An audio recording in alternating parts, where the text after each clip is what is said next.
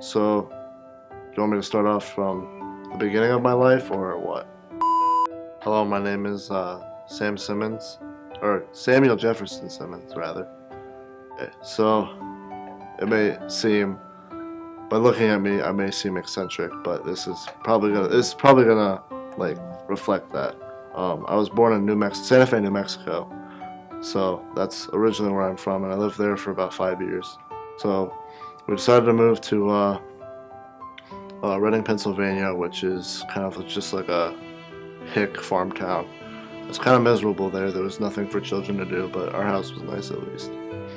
So then we moved to Bel Air, Michigan, and we bought a house that we were potentially going to rebuild, but we never got around to it. It was kind of a beat-up house, and according to people that lived there previously, it was a drug house. And eventually it got to the point where we couldn't pay our electric bill or water bill. So this is the point in my life where I can say this happens to a lot of people, and unfortunately I was one of those people where you become homeless, and it is a lot of the time it's something that can't be helped. Place to place, we kind of moved on. At one point we were outside for about 2 years, and we lived in 3 separate tents. It wasn't fun. It wasn't enjoyable. Every time I looked outside, I just kind of wanted to tear up, but I didn't, because I had to stay strong, and I knew that because no one else could. No one's going to do it for me because we were by ourselves.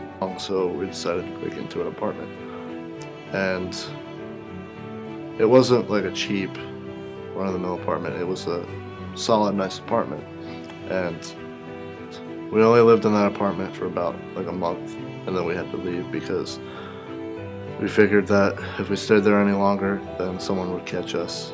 And thankfully nobody did, but we got out.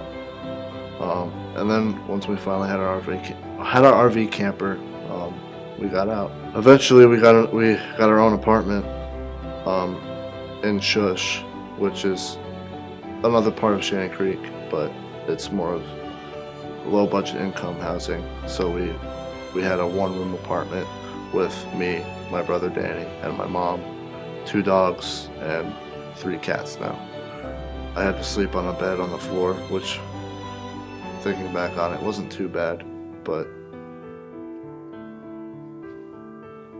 I mean, it could have been worse. It could always have been worse. I got sick of it and decided to move out back to where we were. I managed to get some friends working at Shorts. Now my currently best friend, Craig Buchel, which I hold him in high regard just because he's such a cool guy. He was wondering about my current living situation because he knew it was rough, because he knew the family that I was living with before, and he wanted to know that since I was almost of the age to move in with somebody else legally and pay for rent, that he was willing to let me live with him as long as I paid rent with him and helped around the house, and I agreed. And it started to look up for me because I had my own place to live. I enjoyed living there. I still do enjoy living there. I can walk to work, I can walk to school. It's convenient for me, and at that point, my life started to go uphill. And I'm sure there's things in life that'll always bring you down. But the whole point of this is like, why would you share this information with someone if it's just gonna bring them down more, bring you down?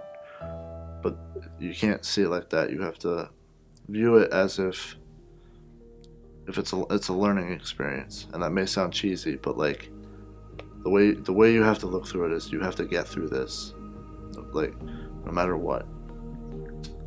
Because if you don't, you're gonna get crapped on for the rest of your life if you don't walk through it. You just have to get through it, because waiting for someone to help you and having somebody else help you is not the way to go about solving your problems.